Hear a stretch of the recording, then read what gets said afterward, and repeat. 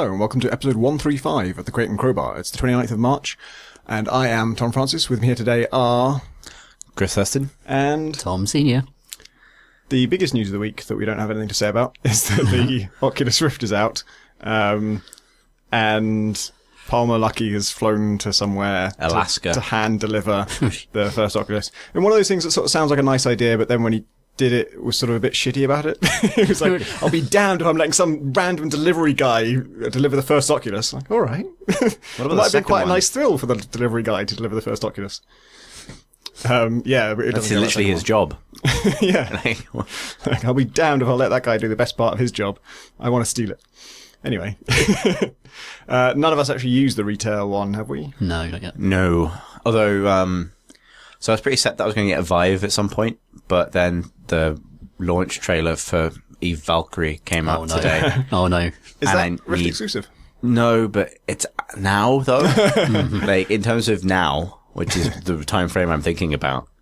Oh god. I want, it might not even be that good. Like, I kind of want, independent of the VR wow, I want someone to tell me if it's a good game or not. Yeah. And I hope it is, because I just want a really good competitive space dogfighting game more than I want literally any other sort of game of any kind.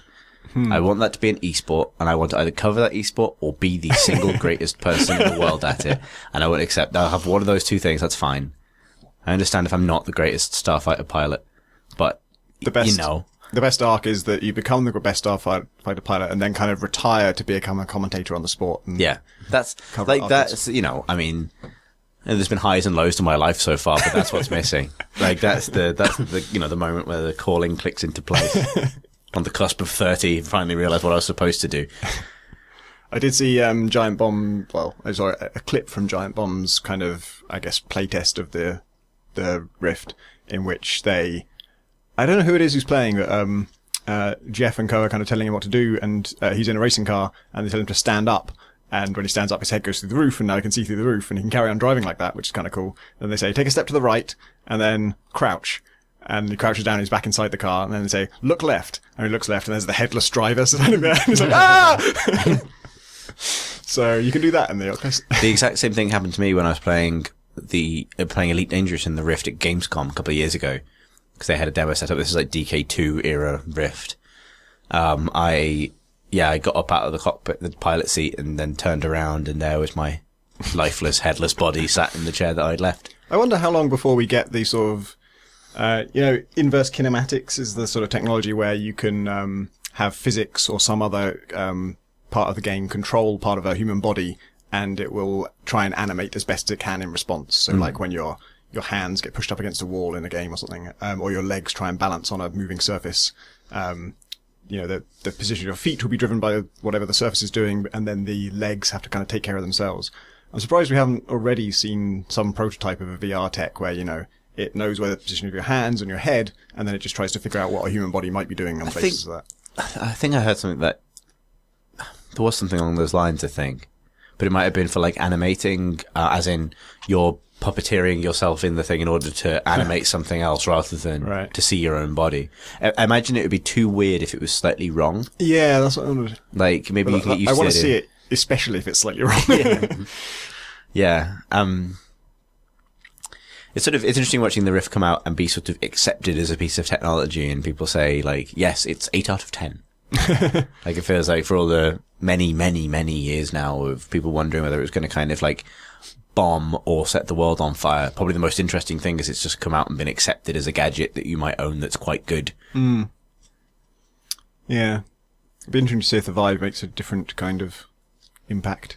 Because it is quite a different thing.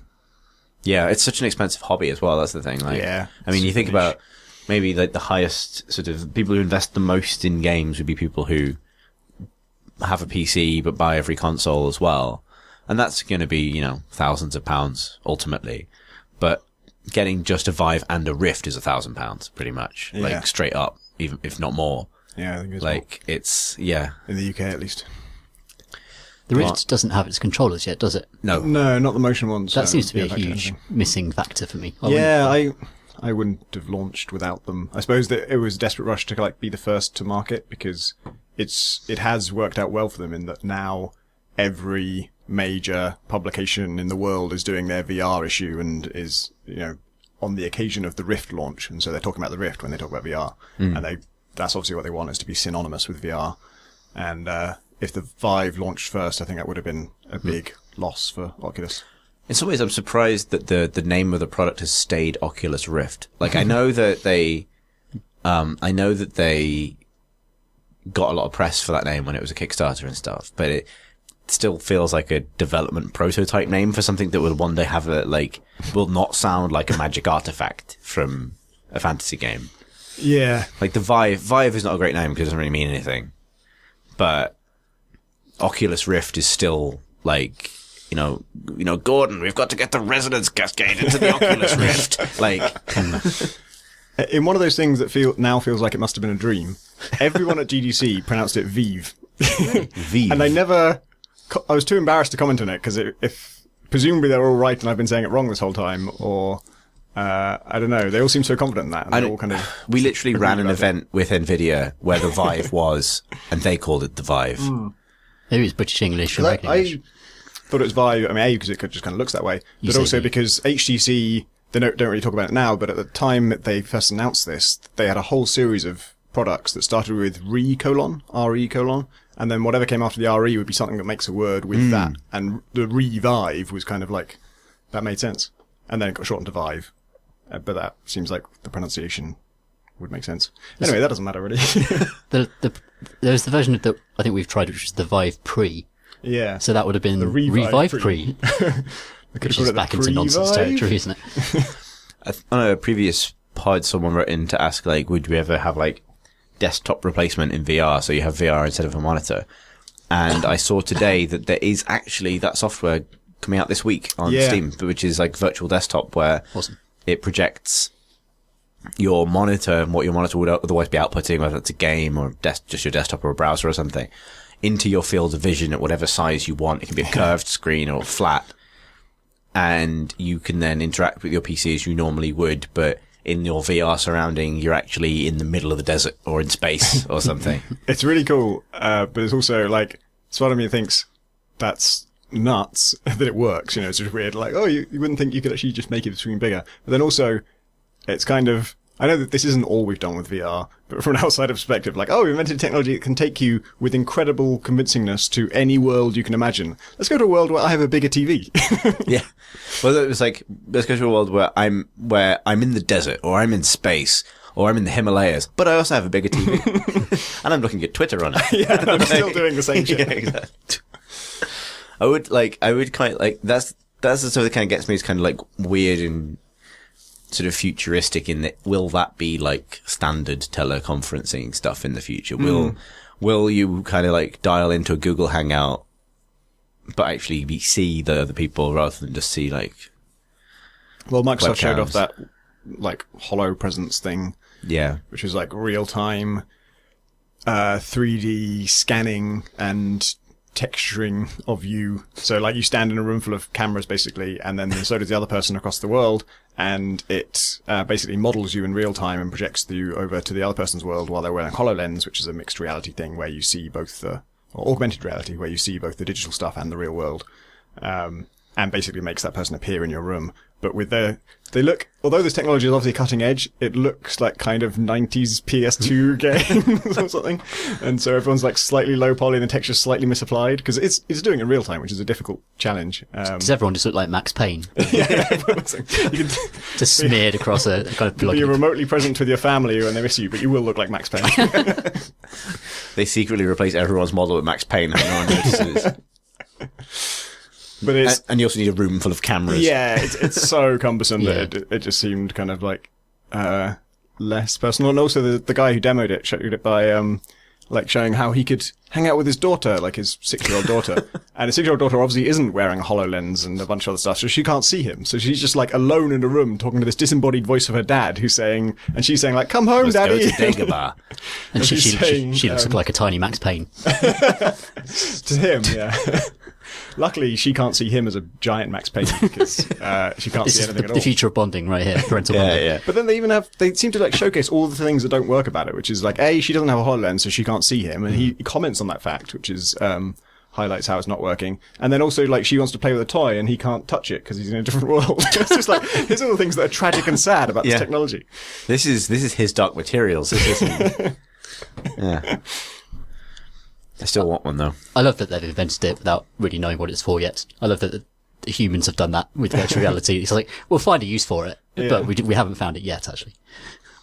It's kind of, I don't know, it's like, game-wise, it's a whole new world of possibilities and weird interfaces and new logic and all the things we thought were true about how you get players comfortable in the game and what they can do and what they like doing, what they don't like doing are all different in VR, and so all that knowledge gets thrown out and you learn it all again.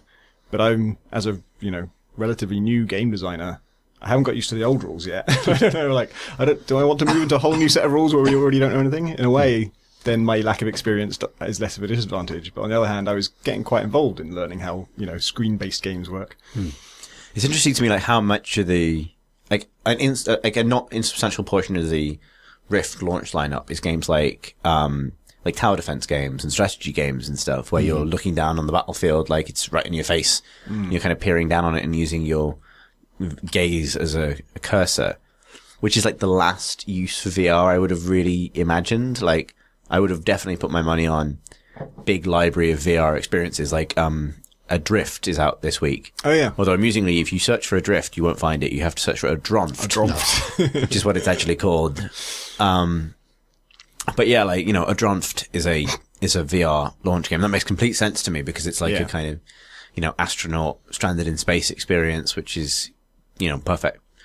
But like, oh god, what's the tower defense series? Always been on Steam, always been huge. Has like an announcer in Dota, and because it's got like a sardonic AI. God damn, whatever. Defense Grid. Yeah. Defense Grid is out on Rift, and that's really? that is like, I mean, I know it's on everything, but it's like and it's a good game, but it's like literally the last game I would think of when I was like, what are people going to be playing on there? You're imagining kind of beautiful, immersive worlds to explore, and you just get battle chess. And that's actually what you get. Yeah. So what is this good for? Battle chess. But actually, all I would play is spaceship games. Like that's what it is. It's the spaceship game Helmet, and I still want one. And that's notwithstanding the fact that there's a fucking Star Wars thing coming out for the Vive. Oh yeah. Hold a lightsaber. Where you can pluck a lightsaber out of R2-D2's beautifully realised dome and swing it pointlessly on Tatooine. And I'm in for £600. What other fresh releases? There's some Fallout news, right?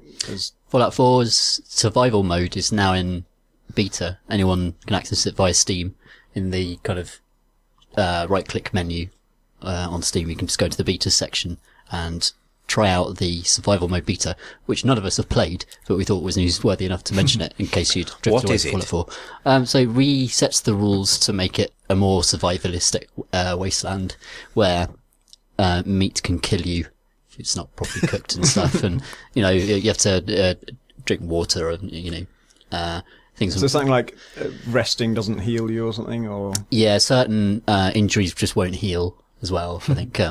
And things just generally take ages to heal. I think, I remember reading the rules and it was like, resting no longer heals your crippled limbs or whatever. You have to use a stim pack. And I thought I would rather they'd done the opposite change, because the stim packs are the things that feel cheap to me. I had like 79 of them or something, and so anything that happened I could just instantly heal it away with magic syringes.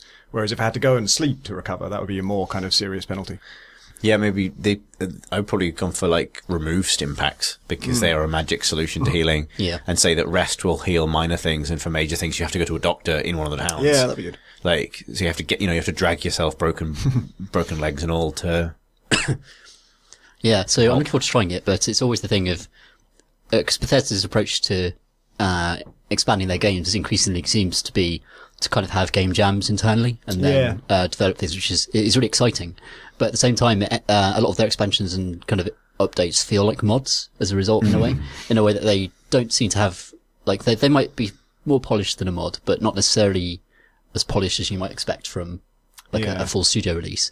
And so it'd be interested to see how this survival mode, which feels like already feels a lot like a mod, just based on the fact it's making some basic rule changes, how it stacks up against other realist survival mods. And how, if that's like I can imagine people using it as a springboard to make those alterations that you guys just suggested, for example, and kind of turning it into the thing they want it to be.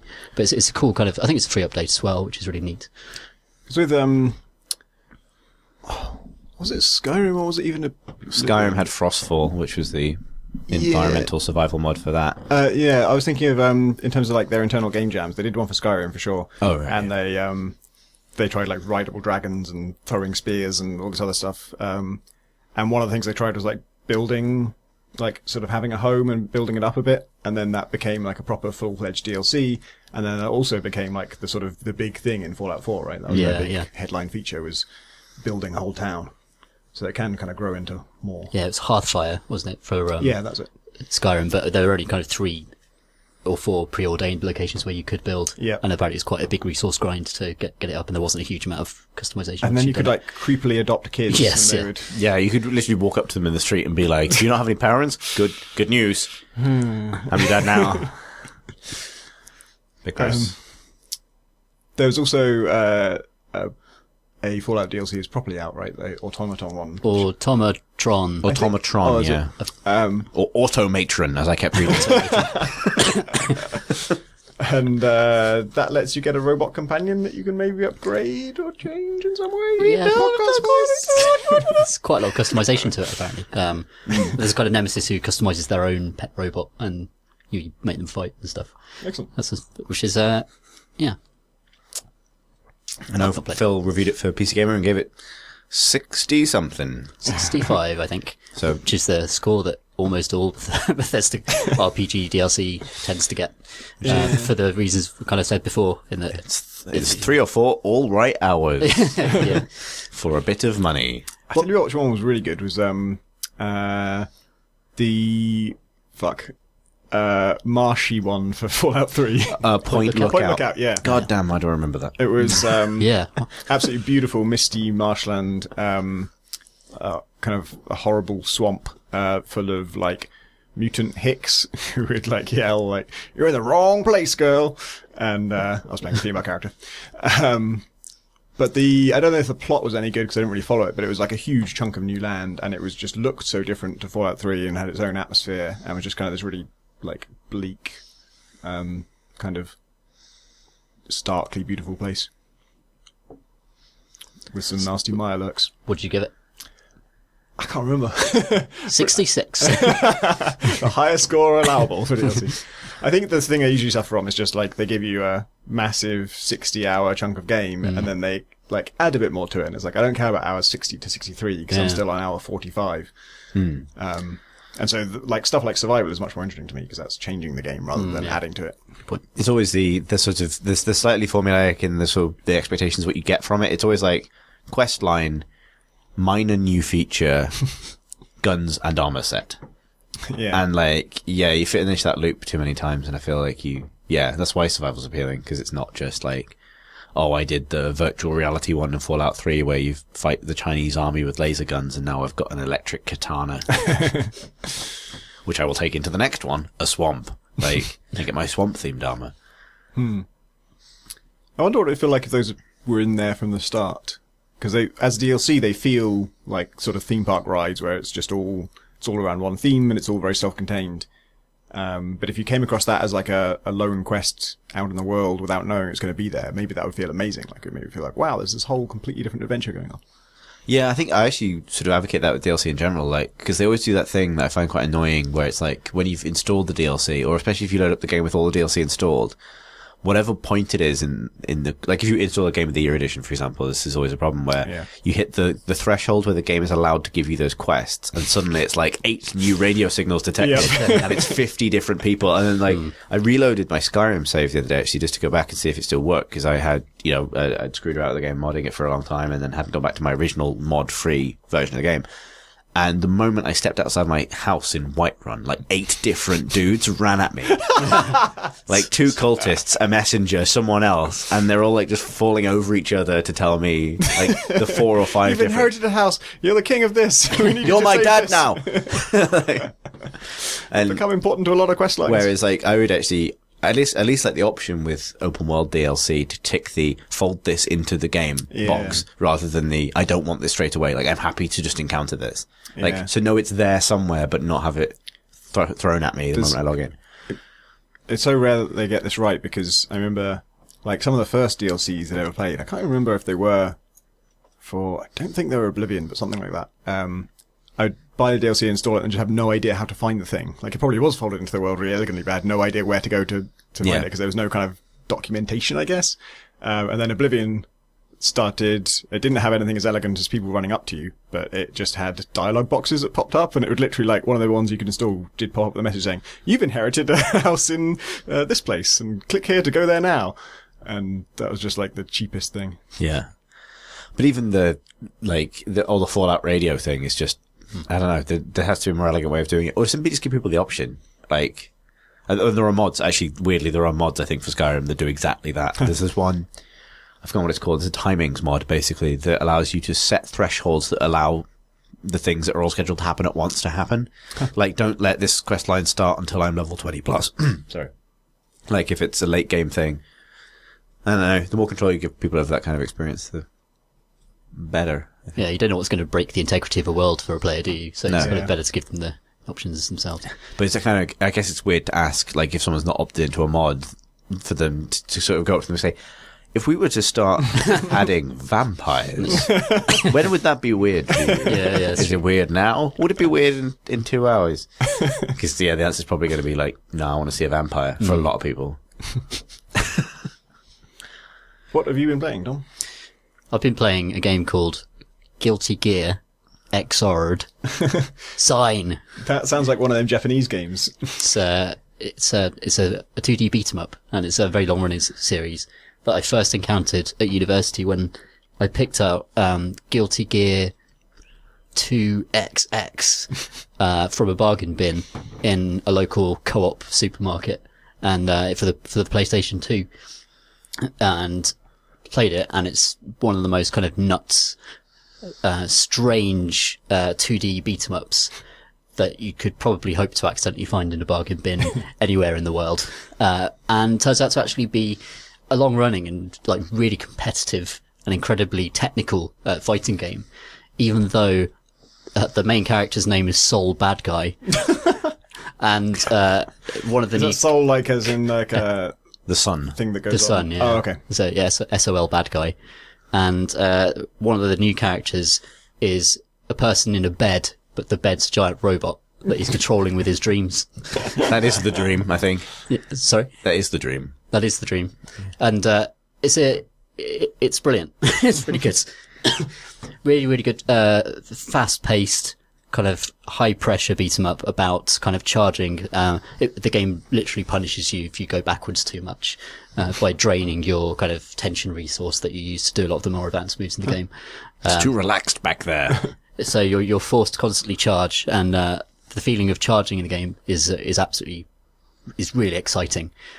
Partly because the animations, and one of the great things that Guilty Gear Xrd Sign does that is new to the series is that it's a 2D game that for the life of you, just looking at it, you would think, oh, it's just a series of animated cell frames that these characters are they're just animated in the way that you'd animate a 2D fighter, except they're actually 3D models, but with the kind of low frame rate animations of a 2D game. And it's interesting because frames are very, very important to Guilty Gear, because it's such a technical fighter. The point at which you interrupt or cancel or, activate a lot of the kind of explosive counterattack moves, rely a lot on frames, and a lot of the kind of most advanced combos rely on activating the second string as you're hitting a certain frame of an animation. So the kind of low frame rate of the animation, it speaks to its favor because it helps you to better pick out the part of the combo that you're supposed to activate.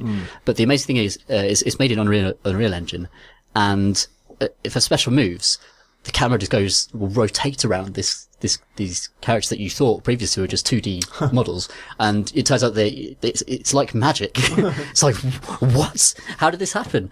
And it's a really, really clever way of updating an old school way of animating fighters into a modern engine, into a modern era. And it's also brilliant because it's got just the most absurd characters, like, this doctor who wears a paper bag over his head and wields a giant scythe, who kind of invades the battlefield from the Doctor universe via a giant door. So a door opens in the floor and he kind of like comes out of it. And how do you know it's a Doctor universe? It's because you see it occasionally. And it's just like he'll run out of it to do special moves, and like his intro to the battle, sometimes he's running down like a medical corridor and he says, "I'm ready to operate now," and he opens the door into the universe of the fighting arena, and you see it. It's very, very strange. This game is really, really, really unusual. The designs are so bizarre. There's a little girl with a giant anchor that's twice the size of her, and she throws the anchor at enemies, obviously standard, but for special moves she summons giant pink whales, and she could summon her fireball is basically dolphins.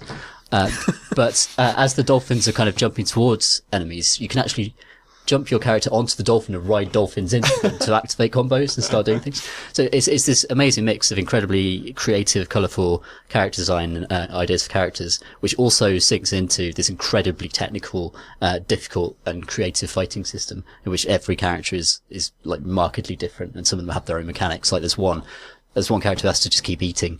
And he can combo, and a lot of his kind of, he's got really high combo potential because while he's full and while he's kind of fueled with burgers, he could just, chain things far more effectively than other characters. But there comes a point where he has to stop and eat a burger, at which point it's quite likely to get fucked up by Soul Bad Guy and this giant gun blade that shoots fire. And I'm so glad it's on PC.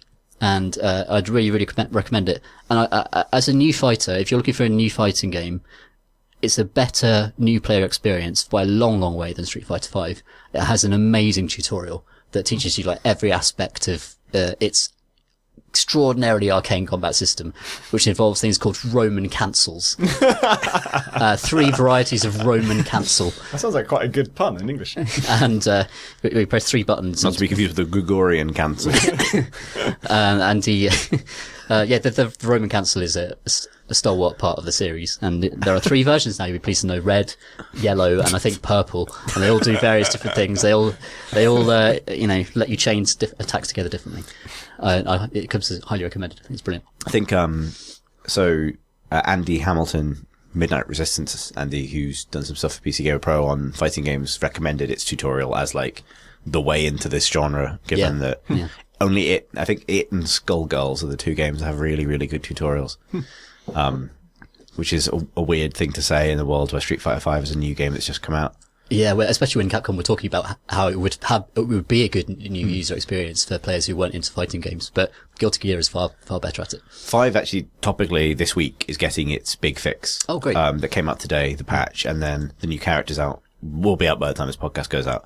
So apparently like stuff like the online lobbies not working and all that stuff is fixed, and the store, which is like where you spend your battle points on new hats for your battle people, that's on now. So it feels like that game's kind of coming into... I've been playing a lot of it because lunchtime Street Fighter is now a thing very much in the office. I really like the game, actually, itself. Street Fighter 5 is great. Yeah. It's just, I don't know why they released half a game. Yeah, bizarre as well. Was it because of the pro scene? Did they have to get a build out before... the Pro Tour? Possibly. Pro Tour happened? Possibly, yeah, but even so, like, I mean, just today was editing something about how the people in the pro scene are a little bit unhappy about this because fighting games aren't traditionally the games that get patched. They are the games where people learn the ins and outs of a build over the course of a year, including all those frame timings and everything else. So Capcom just changing something between tournaments with a balance patch is like, I mean, other games that's much more common, but it's totally not the way things normally have been historically for that community. I mean, for fighting games, they tend to be like separate arcade releases that tend to put in those balance changes. Much slower kind of rhythm to it. I mean, you're talking about a community that, really, really cares about the refresh rate of a television. Yeah. Because it makes that much of a difference. So I can imagine if you just remove a technique between versions, that's suddenly like blasphemy, or just adding a character all of a sudden. Or saying that this, EX Fireball will no longer chain into this particular kick. Like that has massive enormous connotations. Yeah, because people's actual muscle memory as well. Yeah, quite right. I mean, the other thing is Killer Instinct, which formerly Xbox exclusive, is out on PC this month as well. As part of this kind of ongoing fighting game on PC Renaissance thing, Which is great. which is apparently a really good game, which I wasn't expecting because I had Killer Instinct for the Game Boy when I was a kid, and it was just like the game you got if you didn't have Mortal Kombat or Street Fighter. Yeah. But it's a free-to-play game where you buy the characters and skins and stuff. But apparently, competitive scene's going well. People seem to really like it. Oh, great. You can play as a Battle Toad and the Arbiter from Halo. Wow. Because it's a Microsoft tie-in game. So, yeah, it's a weird little side project Microsoft's got cooking in the first-party house. That's interesting, because I played an old Killer Instinct, and it always felt like a combo memory game as much as anything else. But I'll be interested to try it and see if it's got its own kind of deeper systems. So yeah, it's all happening. Yeah, it's exciting. I'm so glad that fighting games come into PC more frequently. What are you playing, Chris? I've been playing just started today actually, a game called The Culling, which is Sounds nice. so yeah, like I started playing because they have some sort of competitive ambitions for it. What it is a competitive short form survival game. It's in early access on Steam at the moment. Costs a tenner. It's so, I mean, and I say that because it sort of sits between a whole bunch of different things, but it's a survival game in that you are on an island. You can punch the ground to make rocks. You can punch rocks together to make knives, and then you can hit trees to get sticks, and then add sticks to knives to get spears, and so on. There's no food or anything like that because it's such short form, but it's also fundamentally the Hunger Games. It's a game show. There are, I don't know how many players, about 20 players. You queue for a multiplayer session, and then the last player surviving wins. And it's locked at, I think, 25 minutes or half an hour. And as time goes on, there are as time goes on, there are like events on the map, like airdrops and stuff that might bring players together. A lot of those sort of like weirdly game design ideas from the Hunger Games, like, the ways they get, if you've seen those movies or read those books, the way they get contestants to kind of clash. That stuff happens. And even some ideas sort of almost borrowed wholesale from the Hunger Games, like the scoreboard isn't a UI thing, it's in the sky. Like you look up at a certain angle and it's projected into the sky. It's like who's still alive and who's dead and stuff like that. And so all of your kind of like scavenging and finding stuff is all kind of has to take place within this 25-minute period. And over time, like as time gets on, like sections of the map get closed off by poisonous gas that emerges from these vents and stuff. And I really like the idea because in as much as it is a Steam early access survival game about going through lockers, hoping you find the good gear, like the sort of DayZ stuff, it also reminds me a lot of like, we were talking about things that feel like mods. Like it has that kind of, it's another one of those games with that kind of golden era of Half-Life multiplayer game design experiment about it. Like I can imagine, from the other angle, I can imagine this game being made by people who wanted to find a new way of doing multiplayer within any FPS engine. It doesn't necessarily have to have come from the DayZ sort of survival angle. I mean, indeed, it's as heavily inspired by, Hunger Games maps for Minecraft, which is a thing that is a sort of, I've not personally done, but I know is a thing people like. So I really like the idea, and actually it could be really entertaining as a spectator thing. Because the way it works currently is when you die, you can then choose to quit and queue for a different game, in which case your match can be at different people, or just continue as a spectator and watch the rest of the match. So it's pretty brutal, because you have all this stuff and you hope you're doing well, and then you just get fucking murdered. But I quite like that it packs that arc from a traditional survival game into like, it gives it a purpose, rather than it just being like DayZ, where it's like, how long can I survive? And death is a sort of nebulous possibility, but you're not really, you're not actively like seeking other people out and killing them. This game sort of brings about those circumstances at a more accelerated, deliberate pace to a competitive end. So it's actually quite a nice match of things. So what happens if the timer expires and there's more than one of you alive? I think by that point the gas is kind of like completely encroached onto the center of the map is an arena. So I think by that point it's just like 2 of you or 3 of you, whatever, in an arena in the center of the map, and it's then on you to determine that. I don't know if there's a time limit after that or everyone dies or something, but yeah, I'll get onto the rougher things about it. But like the first time I played it, I didn't really know what I was doing, but I did manage to find like a pair of brass knuckles and a steel tripwire trap, and I could hear someone being murdered around the corner of this like aircraft hangar. So I set my trap like around the corner, and then ran around the corner and just started like punching the air at the guy who now murdered the other person with a spear. And so he started chasing me, and then I ran around the corner intending to lure him into my trap. But then I couldn't remember where my trap was. Then I ran into my trap, and then I was murdered with a spear. Second time I played, I went to this, ended up in the same aircraft hangar. I spawned closer to it this time, because the map stays the same. Your spawn location changes. Managed to make myself a spear this time. No, I managed to make myself a bow. And then I got into a fight with the man with the spear, and I was murdered by the man with the spear. Third time I played, I very, very quickly made a spear, and I heard footsteps near me. Spotting a pattern. Yeah. Just, looking, I just heard someone nearby and I ran into this sewer pipe, and there was a man running around in there, and he had a really fancy, like, recurve bow, and he fired at me, and he missed, and then I murdered him with the spear, and took his recurve bow, and then it went really well. Like, I encountered one person and fired an arrow at him, but he ran away, and I found loads of really good stuff, and I had, like, a Bowie knife and my bow, and I'm sort of stalking the wilderness, and I'm hearing people die, and you can look up at the sky and see who's getting lots of kills and who's died, and it seems quite even, like everyone's killed one person, one guy's killed two. And then I see this guy run past, and then he vanishes. And so I go looking for him. And then this like blow dart comes out of a bush, hits me, and my vision starts to go blurry. So I start firing arrows at him, missing. And then I think I hit him, because then he shot me with a gun. So I've been poisoned. Then he shot me with a gun. Then he bum rushed me. Then he tased me. And then he beat me to death with a wrench. Like Rasputin. Yeah. But then I kind of watched that guy kind of continue onwards, and he was doing that to, like, he would find somebody, then hide, and then, like, as they went looking for him, like, blow dart them and so on. And then he got in a really cool fight with somebody, like, as the gas started to go off, and it was just the two of them, like, sprinting to stay out the gas, but also trying to kill each other. And at one point he just sort of, like, fucking went into the gas slightly, walloped the guy with a wrench, and then ran. And you see the guy, like, keel down behind him. So that stuff is all really cool. Nice. I haven't come anywhere near close to winning or anything. So that stuff I really like. I think it's got loads of potential. There's like the early access stuff is mostly, I think, game balance, and like there are textures missing from certain buildings and geometry and stuff like that. So it's definitely alpha.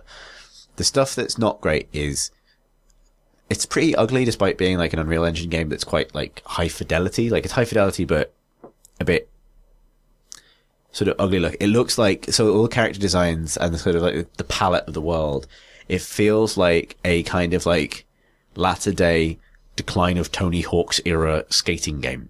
Like there are only male characters. There's a slide to change the gender, but they haven't implemented it yet. But everyone looks like a twat. Like you're all in like sort of, you unlock new clothes as you go. Like my guy is now in like a kind of giant orange boonie hat, orange t-shirt, and orange running shorts, just because I wanted to be as conspicuous as possible. But also because it makes you look less like a douchebag. Like, it is very kind of like bro douchey dudes on an island killing each other, like kind of slightly, I don't know. It's not like Hunger Games has that kind of like, you know, subdued dystopian thing about it, whereas this is kind of, it's explicitly kind of played for laughs. And to that end, it also has an announcer who announces when people have been killed and stuff, who sounds a lot like the Dean from Community. And the Dean announcements at the start of, I think, every episode of Community, or most of them. But while some of the humor works, because it is going for sort of, you know, that kind of tongue-in-cheek black humor Portal kind of thing, some of it is okay. Some of it is a bit shit.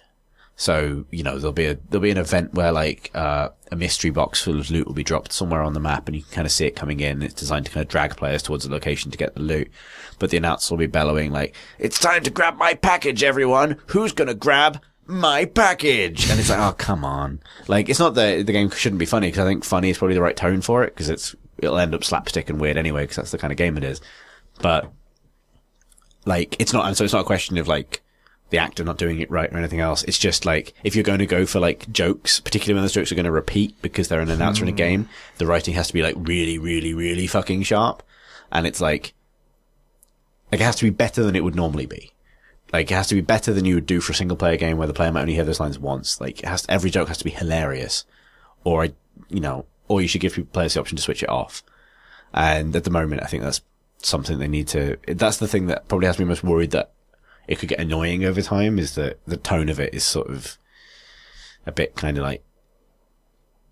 Yeah, douchey. Bit douchey. It's a bit douchey for what is otherwise a really, I think, very interesting game. Because I'm not into survival games at all, but I think it's an example of like you can take of when making something competitive fixes a whole bunch of its problems because it gives it a purpose beyond like climbing the loot treadmill isn't just like a pointless thing you do for the sake of it. It's like this is how I win this game that has a defined end point. Is by getting ahead, which is kind of nice. I'm surprised we haven't seen loads of these. Yeah, definitely. Like, everyone, I remember like when Far Cry was first announced, like several of my friends all said, God, imagine a Battle Royale game on this island. Yeah.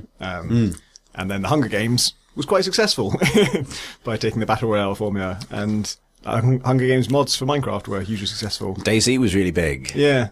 So Hunger Games really, yeah. Lots of hints that this kind of game could do well. Yeah, it is a logical conflux of a whole bunch of different things. But yeah, so, I don't regret picking it up for tenner, and I'll continue playing it. The other thing, actually, I do want to try is it also has a team mode where you're in teams of 2, and that might bring it to life a bit more as well. Like, I'd like to try that. That might be fun. It feels like it would be also a brilliant, like, LAN game. I don't know if they support LAN play at the moment. I suspect they don't, but I am making that up just because they talk about servers going down. So I think it might all be online at the moment, but I can imagine it being the game that if you had all your mates, if you had all your PCs in one building, would be kind of amazing to play over the course of a long day.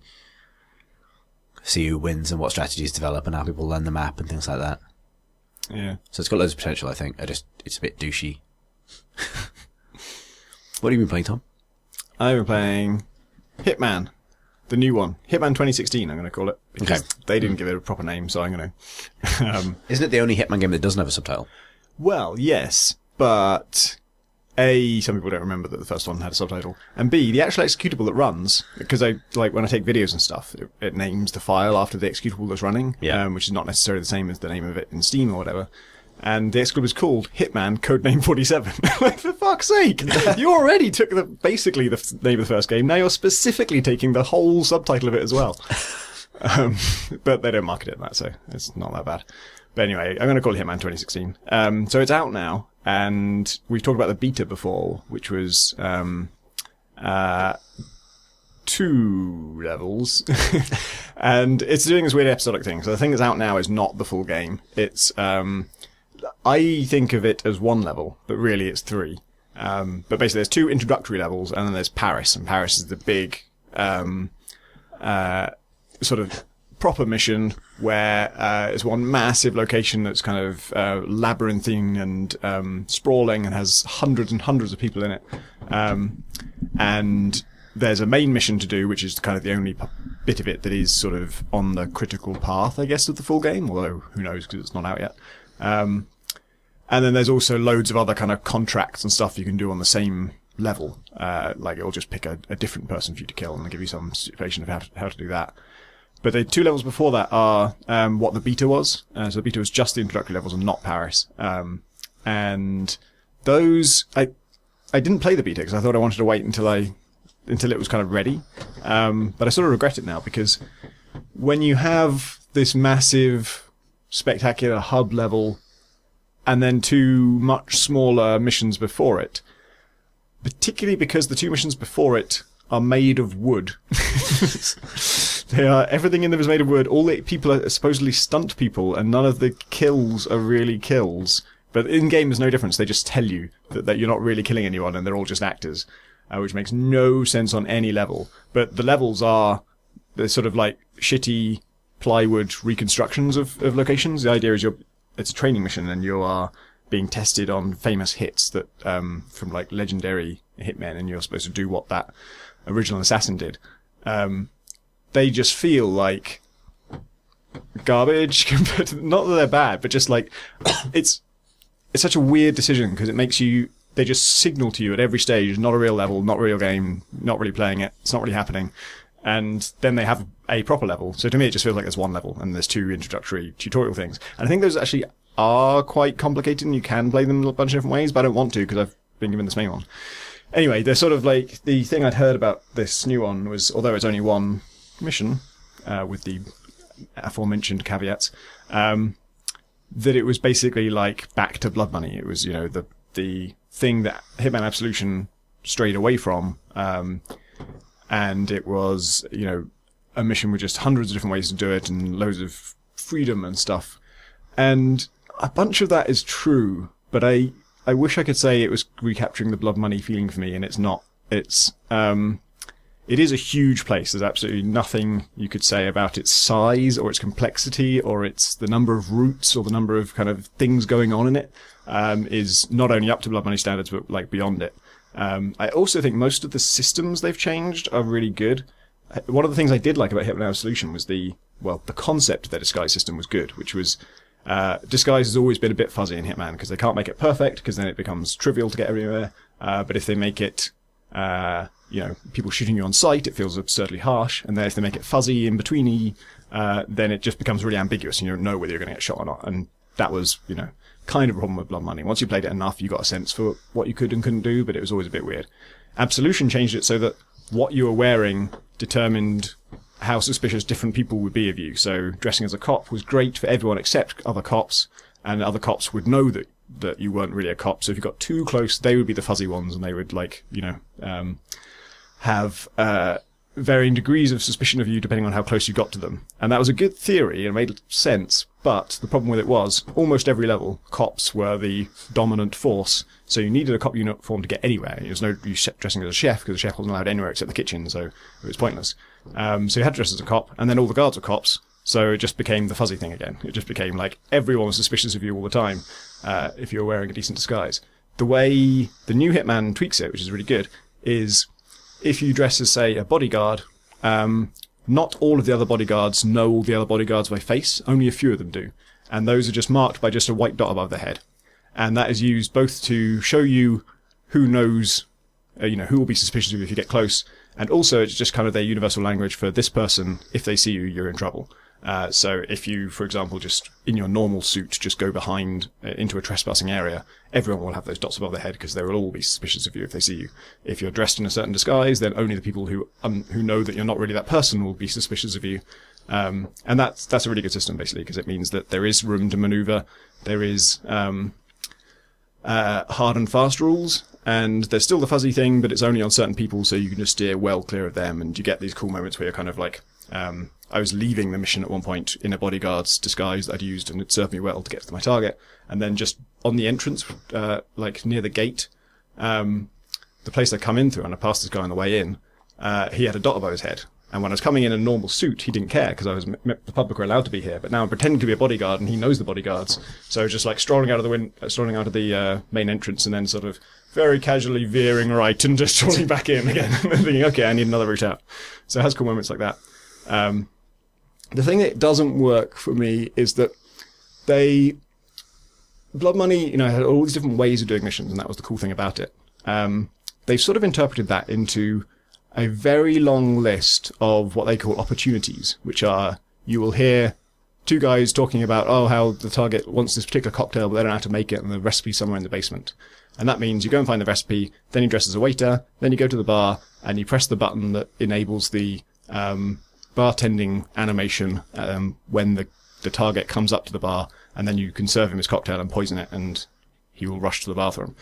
And that is, you can choose how guided that is. If you leave it by default, they will tell you every part of that. They'll tell you, like, here's the opportunity. It's to make a cocktail. Go to this place and get the disguise, and then go to this place and get the cocktail, and then go to this place and poison him. You can turn that off so it doesn't tell you that, but it's still fundamentally just loads and loads of pre-scripted solutions. And Blood Money had like a couple, like each mission would have kind of usually one accidental way to do it, or not accidental, pre-planned way to do it. Often it would be an accident. It would be arrange it so that the guy shoots the other guy with a real gun instead of a prop gun during the performance. But that was, to me, that was never the interesting one. It was cool that you could do that, but it was always a one-shot novelty thing. Once you'd done it once, you'd never do it again. And the more interesting thing was just that it was a huge space to play around with. And so on that opera mission where you can replace a prop gun for a real gun, I did that once and it was cool. But then the rest of the time it was about finding the right balcony from which I could unfold my sniper rifle briefcase and then take out like two people at once with a headshot that goes through both of them, and that like neatly solves the problem in some ways. And so far I haven't been able to do much of that in the new Hitman. It's worth saying that like most of my favorite moments in Blood Money were, you know, my 16th and 17th playthroughs of their missions. But it's also worth saying that I've played this mission through 3 times now. I don't really want to play it again. I've done a whole bunch of the ways of doing it, but weirdly they've counteracted the fact that there's loads of options by restricting loads of those options by putting all of your equipment behind an unlock system. And the way you unlock stuff is to gain mastery of the level, and the way you gain mastery is to just do all those opportunities, all those preordained ways of doing it. You just got to do them, and you get 1,000 points for each one, and I've got to get another 4,500 points before I level up, and that will get me from level 4 to 5, at which point apparently I get the sniper rifle, which I don't have at the moment. But I don't know how long it is. Apparently like level 10 is the silver ballers, so that's going to be another like 15 or 20 achievements I've got to get before I'll unlock that. I don't know when I get the opportunity to have remote detonated bombs. They weirdly replace your remote detonated bomb that you have in the tutorial with a proximity one for this mission, and to get the real one back, you've got to unlock it by doing all these achievements. And it's not very good at communicating that stuff, and also I just don't want that stuff locked behind. I don't want to have to do these opportunities. I don't want to just go through the list of here are all the ways you should do it. Like, drop a speaker on and do this, do this, do this. You can see how the episodic structure is basically, it means that they feel they have to create some sort of lengthy curve to it that will actually take players, you know, time to unlock. And if it had been one release, they probably wouldn't feel the need to put those leveling restrictions. Yeah, exactly. Because the way it works in Blood Money is you know, the early missions of Blood Money, you don't have all this cool equipment. You have to unlock it, but you unlock it by playing through the whole game, which is something I'm happy to do and was excited to do. You know, I get to see new missions and do cool stuff. They don't have that ready for us yet, so we can't play through the whole game to unlock this stuff. And then, so the pre-scripted solutions aren't that satisfying. And then the kind of freeform stuff that I was enjoying so much in Blood Money, A, is hampered by the fact I don't have much equipment, so there aren't many options that way. And B, it's a really oppressively high security environment. They are obviously very happy with their tech, which is incredible for doing crowds. It's always been good since Blood Money, but it's got better. And so now there are literally hundreds and hundreds of people on this level everywhere. And then, in addition to that, there's loads and loads of security everywhere. And in addition to that, both your targets have a full-time bodyguard following them absolutely everywhere. They never are alone. And that means there are ways to take them out. But again, you end up doing the pre-scripted thing that they've told you to do, which is you get the rat poison from the basement and you put it in the hors d'oeuvre that the bodyguard tastes every time he goes past the kitchen, and then he rushes to the bathroom, and then you can take him out that way, and then you can do whatever interesting strategy you're going to do on the main target. And then for the other person's bodyguard, there's a different way to take him out. I can't remember off the top of my head what it is. I think you've got to take out another guard somewhere else, because not only does she have a guard with her at all times, she also never goes to a location that doesn't have at least one other guard. So to actually get her alone, you've got to take out the one of those guards that's isolated, hide him, wait for her to come around with the bodyguard, then take out the bodyguard without her seeing, which is tricky and very dependent on just like which way she's facing or like how close you are. Things that it tells you are silent attacks actually alert people nearby. And if she sort of knows you attacked her bodyguard in the split second before you manage to knock her out or something, it will alert everyone nearby. And so there's just loads and loads of stuff that I just can't play around with because there's no scope to do it. It's so oppressive. There's just people everywhere all the time. Everything is watched. I'm on like a high balcony in the dark, walking past, nowhere near the edge of it. And I'm told I've been recorded by a security camera because there's someone downstairs filming the catwalk pointing in the opposite direction. I can see him. And apparently he's recorded me. And so, yeah, that stuff is just everywhere. And so it's possible through like attrition and just long planning and hard work to thin out the guards enough that then you could do something cool like stand in this one place and throw a battle axe at the person, or like get this cool weapon to this location and do this cool thing. But it's just so much work, and it's so much all of that stuff that you have to do to get into that situation is not freeform. It's just I won't say there's only one way to do it, but there's just sort of prescribed ways of doing it. They've made sure that there is a way of doing it, which is nice, but it doesn't feel like a fun playground of like, oh, I can do this and get into that situation. And the reason that stuff is especially kind of punishing to do is that they, like Blood Money levels, it's kind of like a clockwork dollhouse where everything's on a loop, but they also have loads and loads of story content they want to tell you about. And so the first time the target upstairs does her rounds, her rounds are about 15 minutes long, and she has to go to about 5 different people and have these long conversations to explain all the plot to you. Every time, yeah. And you can follow her around. You can get to Skies where it's easy to follow her around and do all this stuff, but it just takes ages. And if you're trying for the kill that involves pushing her off the balcony, she's not going to go to the balcony for fucking ages. And you can't walk away and let her do her rounds because it stops happening when you're not there. Right. They wait until the next time you're there before the conversation will happen. So you just have to wait through it and wait through it and wait through it. That's it's interesting, like, when you describe that stuff, because I was trying to remember back to Blood Money levels and how they really differed, because they are so similar in many ways. And one of my favourite levels is the Mardi Gras level, of course, where, and what you say about that kind of freedom of movement is so true of that level, where you've got this, it's basically like a square, formation which is where the crowds are. And then between that square formation of kind of the flowing crowds, there are these alleyways where things can happen if you're there at the right time. But you're basically completely free to move throughout that entire area. And so it's only very select, like the upstairs of the building where the drug deal is taking place. That's obviously going to be hard to get into, but there's an open window and there are sniper ways in there, and there are ways to get in and stuff. And even that guy, even your actual ultimate target in that level, actually you've got several, but both of them, and I think all the targets I can think of in that whole game, spend a good chunk of their cycle alone. They'll be in near guard some of the time, and it'll be very hard to get to the room that they're alone in. But once you're there, you have free reign of how you want to take them out, because you have that chance. And for some reason, they've decided against that this time. And the opportunity system, the way that expressed itself in that particular level in Blood Money, is the hanging piano, which is there's just a piano hanging by. It's stupid that is there in that part of that corner of Mardi Gras, but the dangling piano is just all the visual indication I need that there's a way to use that, and the rest of it I don't need a quest chain around that. Exactly. That's now a thing I'm gonna bank that, and on maybe my next playthrough or the playthrough in the future I'm gonna use that piano somehow, and that was always an exciting part of Blood Money's discovering Blood Money's levels. Yeah. It's also, I don't know why they changed the rating system too. The rating system used to be, it would give you kind of a phrase that described how you'd played, and Silent Assassin, which the second game was named after, was kind of the, intended as the one you should go for, or like certainly an accolade to be achieved, which is where you only kill the targets, no bodies are found, and I think your cover's never blown. But then if you did something else, there was things like Bagman and loud dickhead. Yeah, there was Psychopath and there's Hoodlum and all these other things. And so you didn't feel that, like, it did try and discourage just violence a little bit, but I personally never really cared about getting Silent Assassin. I didn't mind if I lost some money or whatever for my performance, because it would give me some reflection of my performance. It would just say, when it told me I was a psychopath, I wasn't thinking, oh damn, I was trying not to be. I thought, brilliant, that's exactly what I was going for. And this time, like, so the one time I did it quite sloppy the first time, and I lost 20,000 points or something off my final score because I killed 2 unnecessary people. It really judges you for that and tells you in game you've killed a non-target, which I don't like, because it makes me feel like all the methods that involve killing people except the targets are now invalid. They're kind of, the game tells you they're wrong as you do them, which is 90% of the things I did in Blood Money.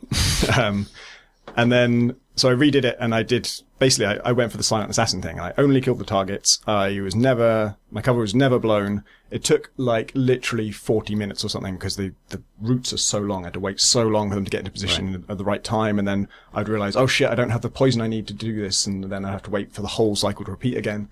But I eventually finally did it. I was picking off these guards, poisoning them in the right way, like knocking them out, putting them in closets. And then I managed to like stab one guy with scissors and hide him, and then the other person I think I killed with a kitchen knife or something, and did it silently, stealthily, perfectly. Got out, and my rating was 3 out of 5. No words, no judgment of any kind. It's just 3 out of 5. Yeah, you didn't kill any. You don't have any like penalty for killing non-targets, and you don't have any penalty for being seen. You don't have any penalty for that, but could have done better apparently in some way. And so it's just so like not binary but linear. There's just one scale, and like whatever thing they have in mind, you were supposed to have done that, and if you do anything else, you just did a worse version of it. I kind of want to come back to Hitman in 9 months' time when it has 3 levels or something. And then, because not all the levels were good in Blood Money. Like, Yeah, that's true. like the hit rate was probably about 60% good. Yeah. And probably slightly worse for other Hitmans. And there's, it's quite possible that weird kind of cocktail of player freedom and also wanted to give the player opportunities to do cool, individual kind of, stunt kills. Like that's such a hard balance to strike that maybe that's a balance that only gets struck like, 6 in 10 times. Yeah. So, There was like the White House level of Blood Money had too much security and had the same problem where it was like claustrophobic. You couldn't really get away with anything cool. I found the same thing with the Psych Ward one. Yeah, that was, It's like those two were probably my least favourite in Blood yeah. Money. So like Blood Money has some tough levels as well. And likewise, actually, Absolution had like 2 or 3 proper sandbox levels that were actually, half decent. Interesting. I think it's the time thing that strikes me as the biggest betrayal. Like, Yeah. you're right, those levels should be Clockwork Doll's houses, but you shouldn't be the person prompting it to move on. Like, Right. Yeah. there's lots of games that work the same way. Dishonored is the same type of game where the timings in that game become super important.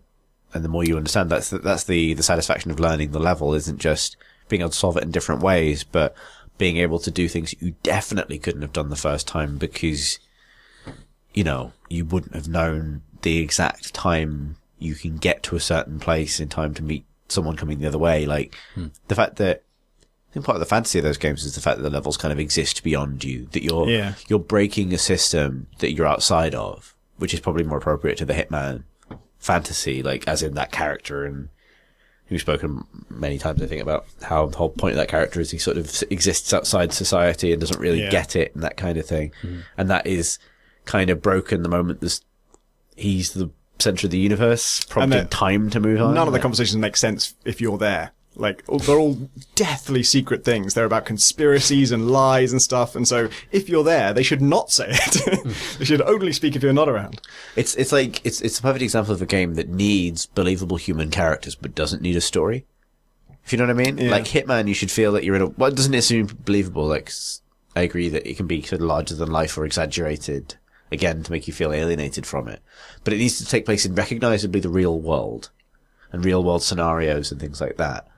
But it doesn't need a through narrative. It just needs, you're in this place now. Yeah. Kill this person. And that's kind of what Blood Money did. It had cutscenes to sort of notionally tie things together, but the cutscenes were just somebody later telling someone else about all the missions you did. Like, hey, that Hitman guy did these cool missions. You'd think that the episodic format would be perfect for that as well. Yeah. 'Cause Yeah, it could true. just be like, here is Hitman doing Hitman things. Yeah, they obviously just wanted these characters to have a story. Like, I don't know if it'll carry on or whether it will relate to anything else, but they really felt like, because they're releasing this on its own, that it had to have its own narrative and its own kind of stuff to discover.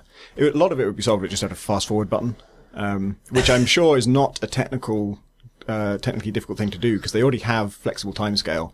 Like in every Hitman game previously, I don't know if this is true of this one, but you can bring down a console and just change the timescale manually. And I used to use that. Like, I used to hack the game to like accelerate when I wanted to wait. But in that case, it was only skipping like 30 seconds of waiting. In this case, it would be like 7 minutes of waiting. Okay. And they already have slow-mo in it. And I know this because it exacerbates the problem, because the only 2 modes in which you can see where your target are the map, in which case time is paused, or instinct vision, which is God. really, it's better than annoying. it was. It's a dumb thing, but it's really useful this time in that you can see everyone through walls. And you can see your target through walls at any distance, and it actually looks really cool. They're all done like chalk outlines, which is kind of nice. But it slows down time. So if you're waiting for your target to get somewhere, you can use the instinct vision to see where he is, but while you're watching him, he'll move at a glacial pace. And when you look at the map, it pauses it, and you've got to wait like I say, like 7 minutes or something. So you just have to kind of stand there in normal mode, like an asshole, just hoping he's in the right place, and every now and then checking. It's so weird. Should we do questions? Sure, let's. Wow. Why not? Wow. Questions, Blimey. wow. Let's do questions. Wow. A new catchphrase. We'll find out.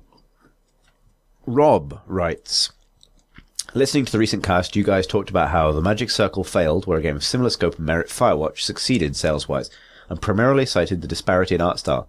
I think this is a good point, but looking past the immediate visuals, it seems that one of the games is about humans and humanity in a way that is approachable to pretty much anyone, whereas the others seem very much a game about games. Do you think there's some element of developers commenting on development that is holding them back by staying in a by gamers for gamers bubble? Should the Magic Circle devs really be surprised at poor sales when their game is for a pretty niche audience, other game developers and people interested in game development? Thanks for reading, Rob. And he adds the caveat, I should disclaim that I haven't played either of the games in question, but as a consumer who's interested in both, I think I get the gist of what they're selling. And when I find the time, I will buy Firewatch. And when I find even more time, I'll buy the Magic Circle. Yeah, I think there's probably some truth in that. Certainly, I think a lot of the people who bought Firewatch are never going to buy the Magic Circle and probably are not interested in its subject matter. But I was still, to be honest, I thought the subject of sort of games that never come out was quite a big one for gamers. I mean, because you are, particularly if you're selling on Steam, you're selling to a bunch of people who know games really well and are kind of embedded in that community. And I thought, like, if you made, I'm not saying Magic Circle does this necessarily, but if you made a game that would appeal to anyone who was curious about why Duke Nukem Forever took so long, that would be a pretty big audience to hit. I wouldn't be surprised if that's surprisingly small.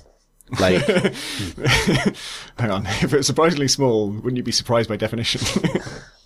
would I? You wouldn't be surprised if it was small enough that it surprised me. I wouldn't. It would not be. Yes. Yeah. Yeah.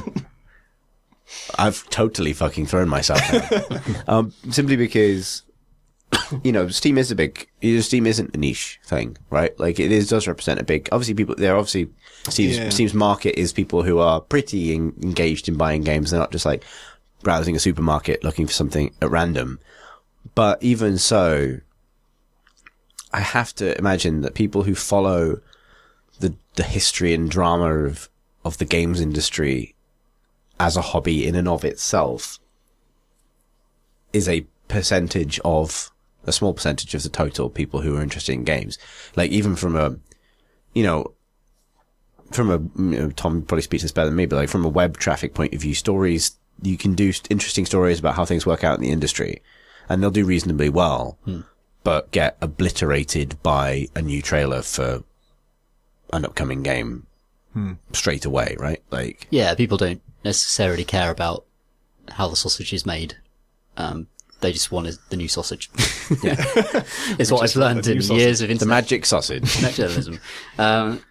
Yeah, certain stories do very well. Specifically, like, so for example, if a big dump of new Star Wars 1313 footage emerged, like the cancelled Star Wars game that was supposed to be the big next gen game, people would love that, and they'd love to see it, but only in a kind of, so that they then get to kind of theory craft the game in their heads and imagine what it might have been and kind of almost lift it up beyond what it probably would have been. It's still about the product, it's like a sneak peek at forbidden lost sausage.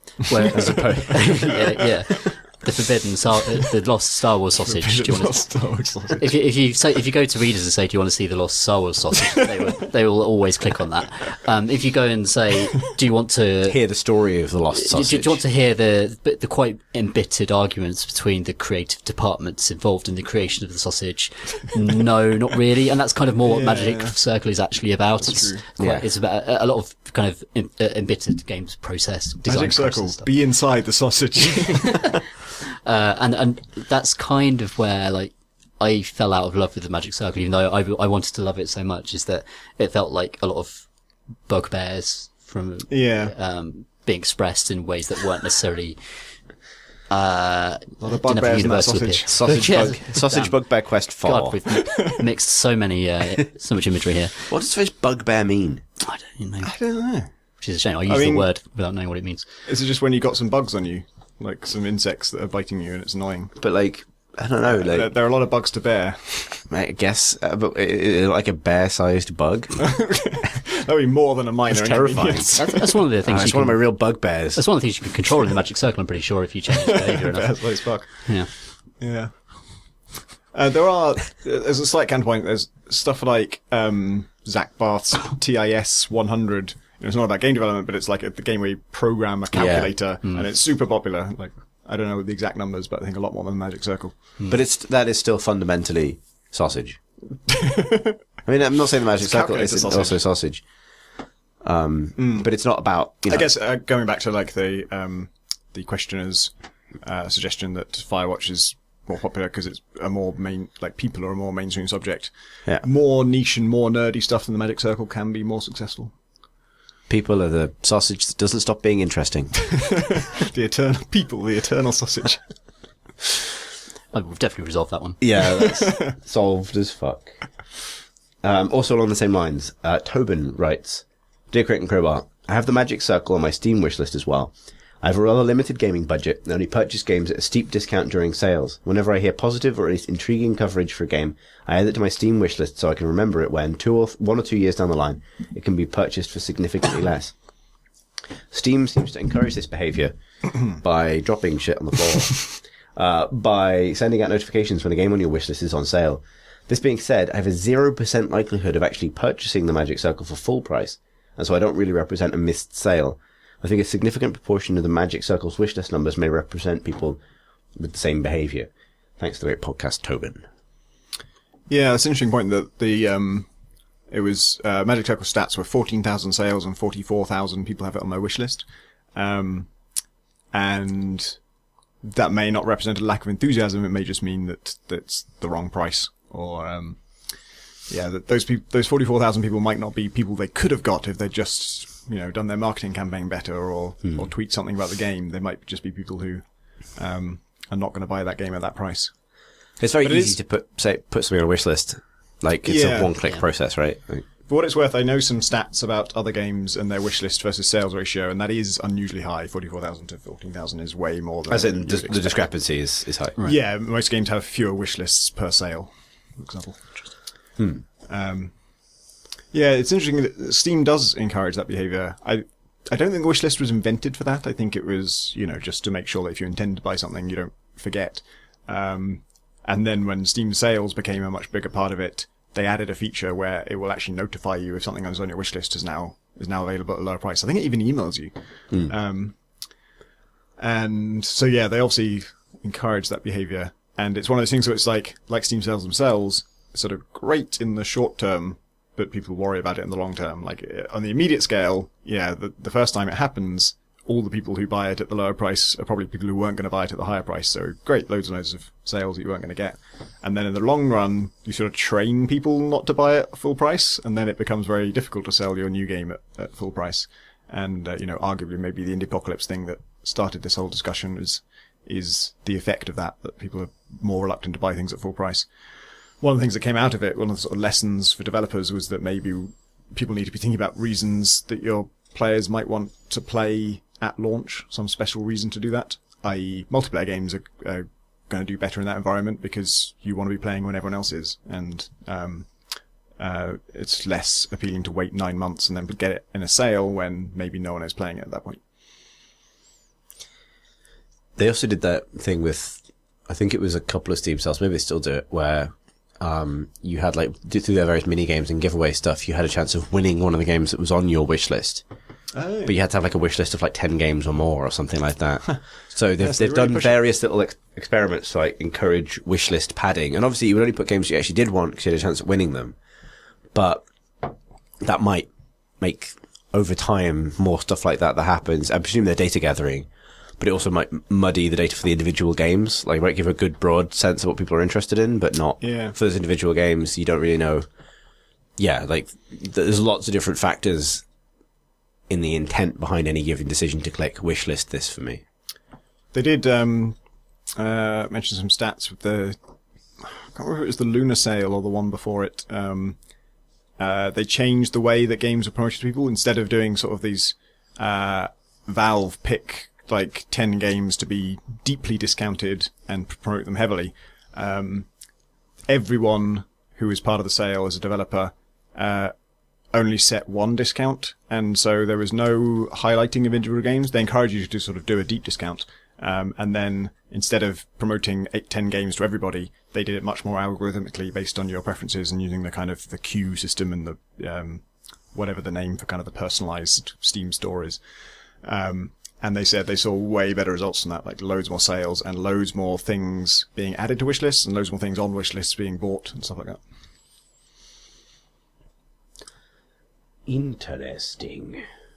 James writes, Dear Hacks and Newshounds, during last week's pod, Chris, or possibly one of the Toms, said that he was the No only one one knows of who we you. are, do they? Yeah, no one has a No one fucking knows. clue.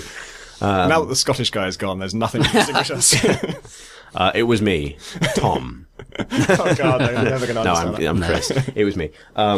Chris said that he was the only one of you who is still in the journalism bucket, because Tom Senior wasn't here last week. This got me pondering. Every week I listen to you all bring me the week's gaming news, discuss your critical opinions of the week's releases, and even run as letters page. My personal take had always been that this made you all journalists of some form, even the ones who no longer write for a website.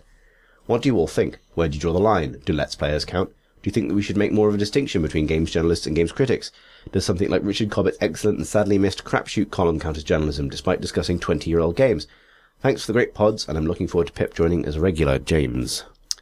Yeah, I still do a whole bunch of stuff that fall under the sort of category of playing other people's games and then talking about them in some critical fashion, usually analytical, usually to say, like, this part works and this part doesn't.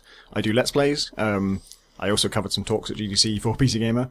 The thing I don't do at all is review stuff, and that's also doesn't really, I haven't replaced that with anything. You know, I talk about games here on the podcast, but we don't give them scores or anything. Even, you know, my blabbing about Hitman tonight has not been a review. I haven't played it fully enough to review it.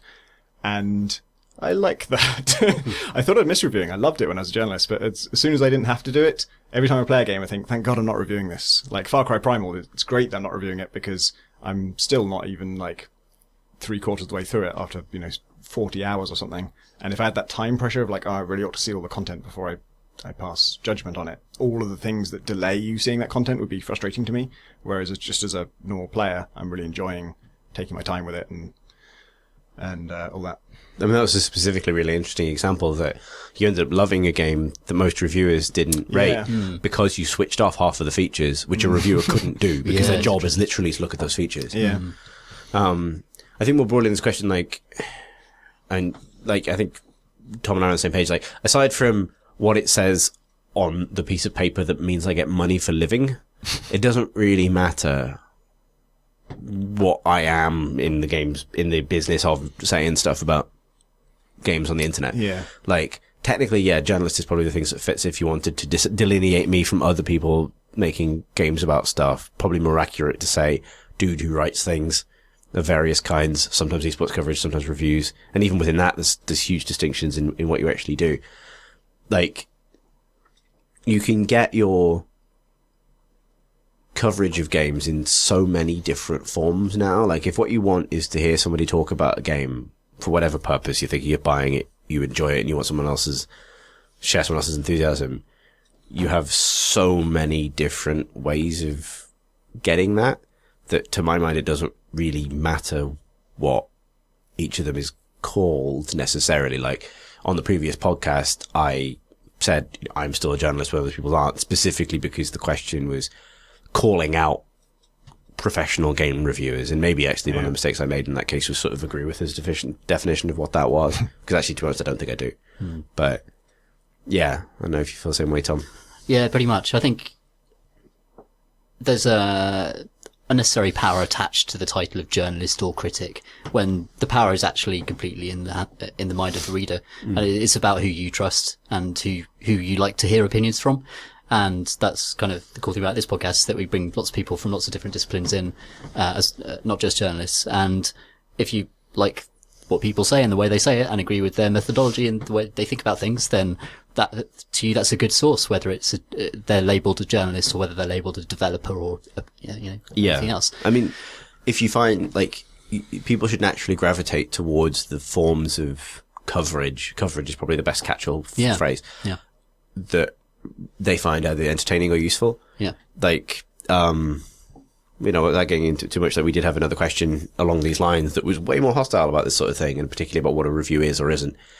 And it's totally fine to disagree with all of us about what a review is or isn't, and when it should be objective or not.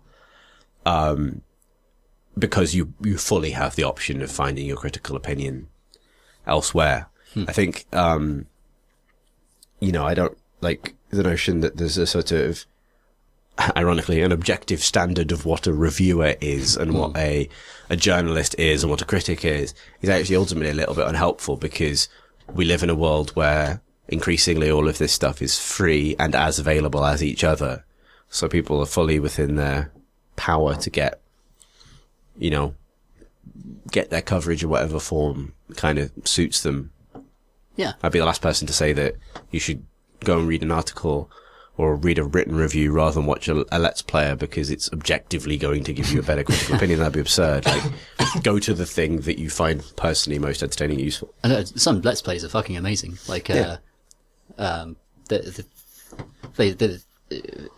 Let's Play of a very complicated game by someone who understands its systems completely and has played it 10 times can be better than playing the game.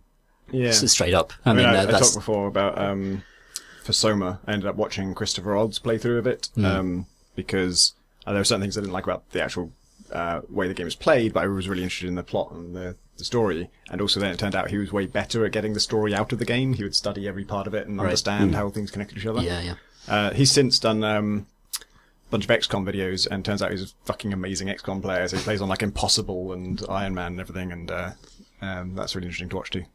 And often, like, sometimes Let's Plays are so good that they actually make the game worth buying because you can kind of experience it and kind of enjoy it alongside people that, I mean, and that's kind of awesome and remarkable to me. And I like to think that that's what some of hopefully our diary features do as well. It's just get your media from wherever you want it. And we're ultimately in the business of making games more entertaining from a whole bunch of different angles, whether that's actually talking about experience in a game that makes both is entertaining in itself, makes the game more entertaining, or whether that's steering people towards the games they might find entertaining. Sure. And there are different ways of achieving all those things, but I'd certainly say that like all of this has moved away from strict product reviewing. That's actually that's actually relatively hard to find now, I'd say. Yeah, it's where the tech sector stuff is very, very kind of product oriented, isn't it? Well, tech journalism, like, I mean, game journalism has this weird dual heritage. And then the proportions shift based on where you go geographically. Like, you go the further east you go in Europe, the more tech starts to take over. And you get to Britain, and I think historically, actually, it's far more like music journalism and film journalism than tech journalism. You get a much more experiential kind of, much more subjective. Yeah. And then over in the US, it's a bit more, again, a little bit closer to tech in some cases, but it's such a big place that and more recently it's diversified so much. Yeah, for sure. So, when you're into the business of this stuff, drawing those kinds of lines is kind of interesting. But more broadly, drawing a line is like, nah, just hopefully make things people don't hate about games. And people hate it. Yeah, they'll always hate it. Yeah. Someone will always hate it. I had a question that's actually related to this that I was thinking about because I was listening to Video Games Hot Dog, in which Zach Johnson says a bizarre thing where if there's 2 Zelda games, because I don't know the Zelda series well, I can't remember what their names are, but there's 2 Zelda games, and he says if someone put a gun to his head and forced him to play one of them, he would pick, I think it was Ocarina of Time, because it's his only opportunity to be forced to play that game. Like, he actually prefers, or thinks the other one is probably he would like more, but he kind of wants to see all the story and stuff, and so if he has the opportunity to be forced to play it, then he'd take that. And I remember this about reviews. I would sometimes want to review something because I know I'm never going to play it otherwise, or I need to be actually sat down in a room and paid to play it in order for me to play it. But if I do, I'll enjoy it. Do you guys have games like that? Not really. Maybe? I don't know. I want someone to force me to play Dwarf Fortress. Because I think with enough input, that game would give me so much back. Yeah. I mean, that was the genesis of Dota for me, I suppose. Was we need to solve the problem if we can't cover this game. Right. It was you saying that, that started that. I think, I tend to want to review things where I'm kind of invested in seeing whether or not it's succeeded or failed critically. I wouldn't necessarily throw my hat in the ring to review something because I want to tell you, I don't know, I don't necessarily just want to kick the tires. I'm invested in a review because I want to find out, has it been, successful at this ambitious thing it wants to do, or is it successful at bringing back this genre that isn't necessarily as, popular anymore or something like that? I would like to be forced to play Pillars of Eternity. I did play Pillars of Eternity for a bit, but I didn't sort of bounce off it hard or anything. I didn't have any big problems with it. I just sort of had one particularly frustrating battle, and I wasn't invested enough to kind of keep soldiering on. But I sort of wish someone would force me to play it. I don't think it'd be a good one for me to review because I don't know the lineage well enough to kind of be authoritative about it. But it's one where I know I would get a lot out of it eventually.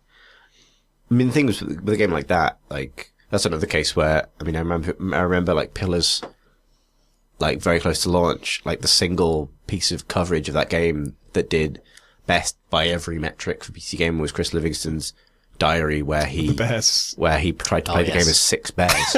Oh yes. And like, you know, you can draw the lines you want about what is and isn't a review and what a review should or shouldn't be. But ultimately, I suspect that article more usefully told more people whether or not they would like that game. Even, you know, I mean, and Andy, who reviewed it for us, did a really good review, but it's like, again, what people find engaging or, you know, useful just varies so much. It might have been why I played, actually. Yeah, exactly. I will say my beginner's guide did outperform the Bear Diary. Did it? Oh, really? Nice. It was just a basic combat guide, which is probably less reflection on the piece I did, and more reflection on the fact that that game doesn't teach you a load of really basic shit about how its combat system works, and people actually have to come to us to get it. Thanks, game. Thanks So, for the yeah. boost. There's a weird form of criticism. You should, you should cover every aspect of a game and see what people are searching for after the fact to determine what the game itself is failing at doing. Yes, then review it And based then on just that. give it a score based on that. There's your absolutely flawless crowdsourced critical system. The latest Chris Livingston diary you should read is the let me see if I can get this title right. Enforcer Police Crime Action Diary. Sounds like a made up title, but it's like a whisker away from Police Cops from The Simpsons. But it's a game where you play as a police officer, but they also simulate like all of your life down to like you buying interior decorations for your apartment and calling your grandparents, who in Chris's case never pick up the phone. Yeah, it's diary of that. Chris Livingston is the best, and it's definitely great that we hired him. Yeah. He's ours now. Yeah. Graham's not here for us to make face. I saw him out at GDC. Yeah. That was nice. Excellent man. Top Chris. Probably the best Chris. Brilliant dog as well. Excellent dog. Yeah. Anyway, Yeah. that's, Yeah. if you want us to get onto PC Gamer's best dog, It's good, actually. it's a very contested field God, now. Tyler is- Tyler's got yeah, it. he's- This is totally... Anyway. Yeah, we can't show pics because, No, you're you right. know, yeah, therefore we shouldn't promise them. Let's move on. Brian writes, "Hi folks, I'm curious, what's so terrible about your current living situation? Admittedly, I'm writing from a place of ignorance as an American, but pictures make it seem almost idyllic. I get that things can be misinterpreted. I do live in Colorado after all, but I'm wondering why it sucks. Also, do you ever get in a funk with games and not really have much interest in them? Does this affect your mood as you're required to write about games? Currently, I really love the idea of games, but I find I can't sit down in front of one for more than 20 minutes, as I go quickly bored and need to do something productive instead, or just find another way to be lazy." Brian. I can't remember exactly when we moaned about living in Bath. I think it's an Quite ongoing kind of, I think the key is not necessarily being American and not knowing what Bath is like. The key is not necessarily knowing the way in which British people traditionally describe how things are right now, yes. which is ass shit. Yeah. Moaning about the weather, moaning about where you live, even though it's beautiful Yeah. and wonderful and, And lovely. crime-free. Yeah. And just the living embodiment of a postcard that you get to walk around Yeah. every single day with a big, beautiful My cathedral. my beautiful crime-free beige beer paradise doesn't really have enough edge for me. Yeah. I have heard that houses in America are generally larger. That's A true. lot of Yeah. America would be There's more surprised, space. certainly. There's much more space. Yeah. In terms of the funk, I have had it. Terrible Let us funk. now address the funk. That was. No funk in Bath. You were It's, never going to terrible. get a better cue for a slap bass solo, Tom. And that moment is gone. In terms of the funk, I've had like very short ones where like the other day I just wanted a break from work and I wanted to play something with a gamepad, which ruled out Deadbolt, which is what I'm actually playing at the moment, which is really cool. And I love Far Cry Primal, but the chaos part of it does mean that every now and then you're just attacked by 7 things at once, and you can get out of it if you take it seriously, but when I'm annoyed and I'm trying to do something else, I don't take it seriously, and then I get killed, and I get frustrated and I quit. So I quit that. Then I fired up Hitman, and like something went wrong, and I lost a load of progress because you have to manually save all the time. And I got pissed off with that. And then I played, I think, Super Hot for a while, and I had some good moments in that, and then I got annoyed about some, I don't know, just dodging bullets or something. No, I think I was trying to lead people and I kept missing and then ran out of bullets and got out of it. And yeah, so I often have that thing where I just play like 4 different games and all of them annoy me in some way, and to the point that I quit them, and then I just sit there and think, fuck, I have nothing that I want to play. Yeah. I think my kind of equivalent of a funk, like I'll always play a new game, I always get really excited about playing a new game. And even if it's, you know, everyone has said it's terrible. Like the simply the ritual of booting it up and seeing the kind of intro screens and everything and kind of going into it, and it's brand new and I haven't been fucked by it yet. Like kind of, you know, it hasn't annoyed me yet. So, you know, every time I start a new game, I always think it could be an amazing game, even no matter what everyone has said about it. And Every game is perfect until it's loaded. That's Why your Steam library is perfect. and then it turns out to be deeply mediocre, and then I get sad and turn it off. But No, you don't. If it's mediocre, you'll play it in 2 years. well, there are degrees of mediocrity, I think, actually. Okay. But we'll go into that in a different podcast, I think. But yeah, the wider kind of malaise strikes when there's no game I'm into, where like that I'm really into and obsessed with. So my answer was XCOM 2 because I had to review it. But there's a kind of cathartic sprint you do when you review something where you get like enormously into it, and once the review's turned in and everything's done, it feels as though somehow that's finished, whereas like that game is not finished for me. There's gonna be way more pleasure I'll get out of it, but because the review process is so kind of fraught, it feels like work still to do it. And Destiny is hibernating at the moment, and the Division disappointed me, and there's nothing to be into. And like Diablo 3 isn't really holding my attention anymore, so there's no game that's really kind of obsessing my thoughts and kind of really. Far Cry Primal. It's Primal. Total Warhammer is like a week away. Well, maybe I'll. Is it? It is, isn't it? What's It's that? like April, Total Warhammer, right? Am I wrong? Have I gone mad? I think it may have been delayed to May. Oh, shit. A little bit, yeah. No, that'll be probably the next one. But until then, you know, I feel like, what am I going to do? What's my new obsession going to be? And I love being really into a game and really into its systems and thinking about it all the time and kind of theory crafting around it. And when I don't have that, I feel like that's my kind of funk. And I'm in that at the moment. Yeah, I think I'm in a little bit of that at the moment. I just finished XCOM. But even then, towards the end of that, I was like, I feel like I had gotten it, but I wanted to have finished it. Like the thing the thing that occupies all my brain time, like my fucking idle clock cycles in my brain when I'm not thinking about something else, is the X-Wing Miniatures game now. Oh, yeah. That's really, so maybe that's just sort of stepped in. But I think that's not to do with me getting tired of games generally, but Just that it's probably a better game than most of the games that are out now. games. Yeah, precisely. Destiny before that was a big one. I think more generally, like, I've definitely had times in my life where I was like, maybe what if I give up games? That's when you instantly overnight become an author or something. You know what I mean? Yeah. Well, that time gets back to you. Yeah, like the kind of, is this a distract? Because essentially, when your job is rating distractions based on how distracting they are, you can get kind of drawn into the idea that, what if it's all a distraction? And sometimes that can put you in a bit of a funk about, the medium and everything else. But I don't know, if it's the thing that I keep coming back to and the thing I find so consistently engaging and can't really stay away from for very long before finding something else that I find really interesting and exciting, then I sort of find it hard to sustain the idea that it's all a giant waste of time. But it might be. Any other borderline depressing thoughts about whether or not we're wasting our lives? I'm going to go back to XCOM 2, but I want it to... I'd love it if they put in 360 controller support, because it's got Steam controller support, but no other gamepads at the moment. If they don't, I just need it to actually work with my Steam controller. Like, my Steam controller technically works with it, but it doesn't use the configuration that they've set up for it. It uses some random combination of buttons, and so it's really shitty to use. And if they can fix that, that'd be good. Finally, Noel writes, hello, I'm going to pronounce this wrong, Crew and Crow Vandemar. I'm shamelessly reusing this Neil Gaiman pun from a previously submitted a much worse question.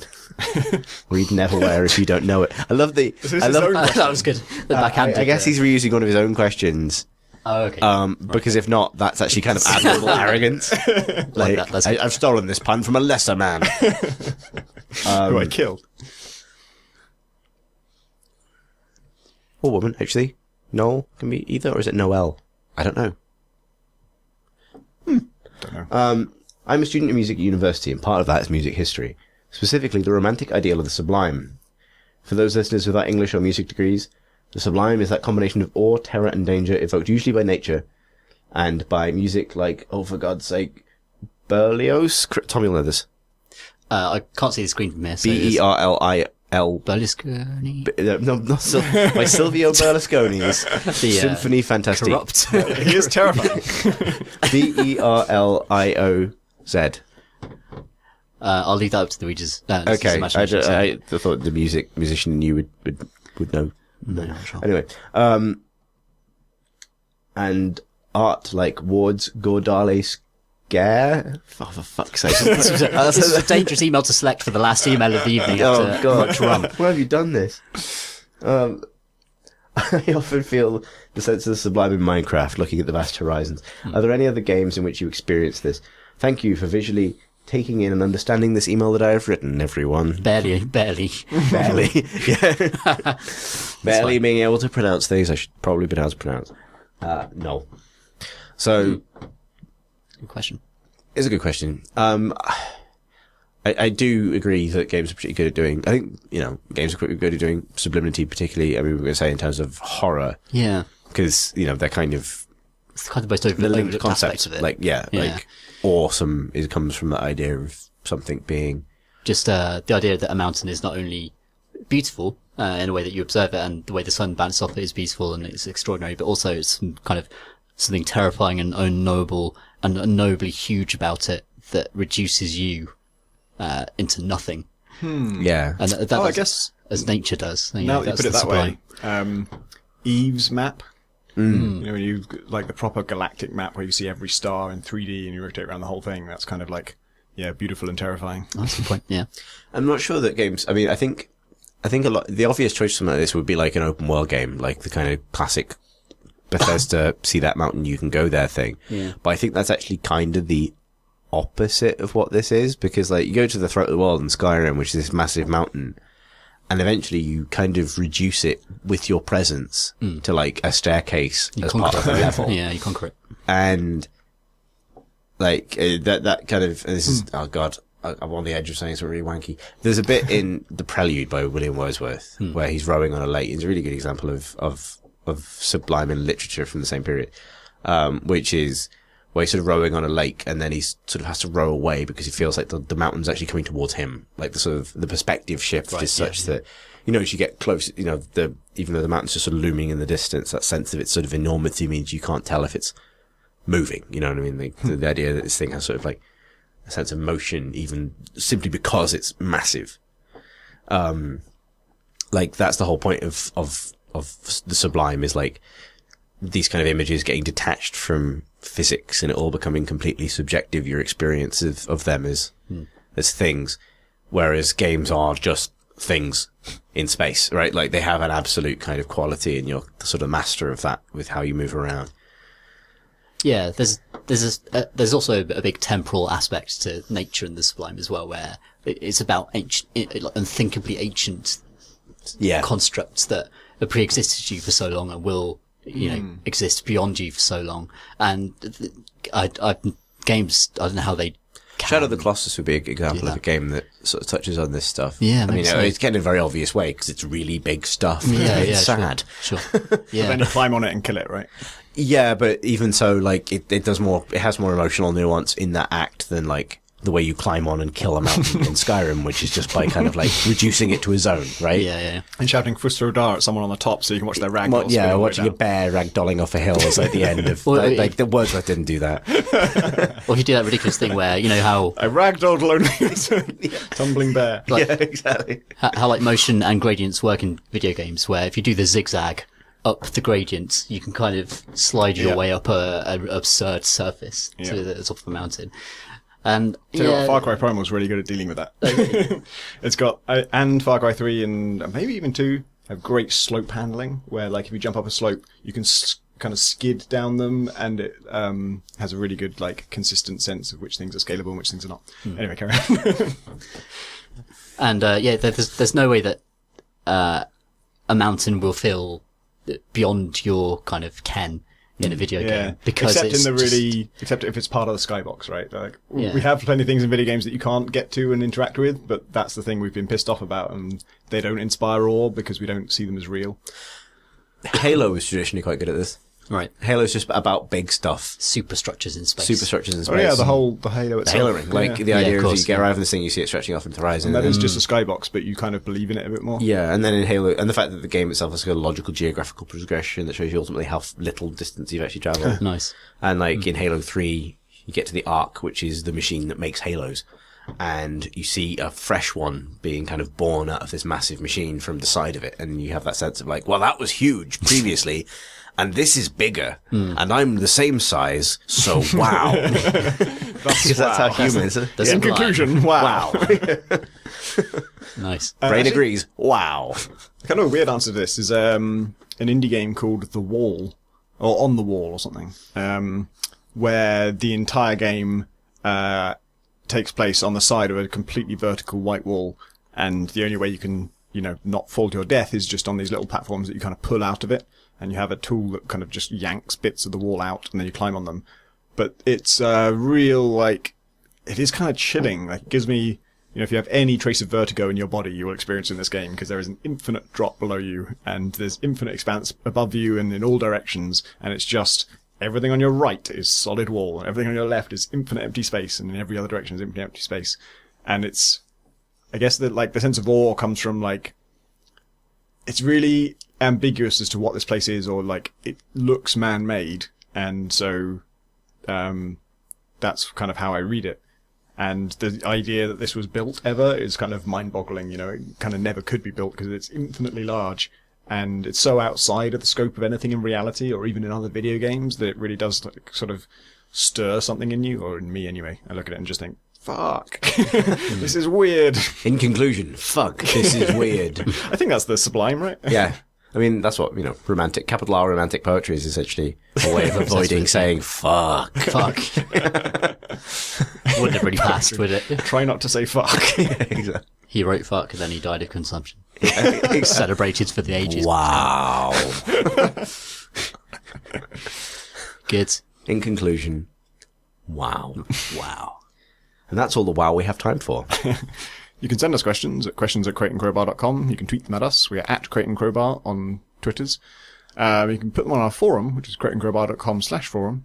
You can hang out with us on our Discord channel, which is on the website at crateandcrowbar.com.